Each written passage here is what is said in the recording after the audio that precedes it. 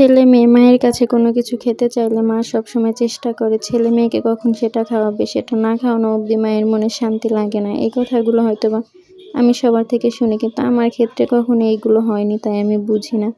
তারপরে আমি সেই অভাবগুলো আসলে বুঝতে পারিনি, বা অভাবগুলো কখনো আমাকে বুঝতে দেওয়া হয়নি। আমার দাদা দাদি আমার ফুপি কখনো বুঝতে দেয়নি। তো কিছুদিন আগে আমি বাড়িতে গিয়েছিলাম। আমার ফুফাতো বোন ছিল না, সে তার দাদির বাড়িতে ঘুরতে গিয়েছিল। তো সকালে আমার ফুপাকে ফোন দিয়ে বলল সে তার মায়ের হাতে লুচি আর পায়েস খাবে। তো আমার ফুপা তো শুনে অনেক খুশি, মেয়ের সাথে কথা বলে ফোন রেখে দোকান থেকে সবকিছু কিনে দিয়ে গেছে আমার ফুপিকে, আর বলেছে তুমি সবকিছু রান্না করে রাখবে, আমি এসে নিয়ে যাব। আমার ফুপিও সব কাজ ফেলে রেখে আগে মেয়ের জন্য লুচি আর পায়েস রান্না করতেছিল। তো আমাকে ফোন করে বলল তুই আয়।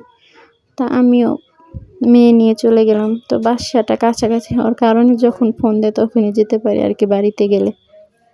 তো গিয়ে দেখি রান্না প্রায় শেষের মধ্যে, সব কাজ ফেলে রেখে আগে মেয়ের জন্য রান্না করছে। তো আসলে বাবা মায়ের কাছে মেয়েরা যেভাবে আবদার করতে পারে সেটা আর কারো কাছে হয়তো বা পারে না। কিন্তু আমি সবসময় আমার আবদারগুলো আমার দাদা দাদি আমার ফুপি তাদের সাথেই করতে পারি, আর অন্য কারোর সাথে পারি না।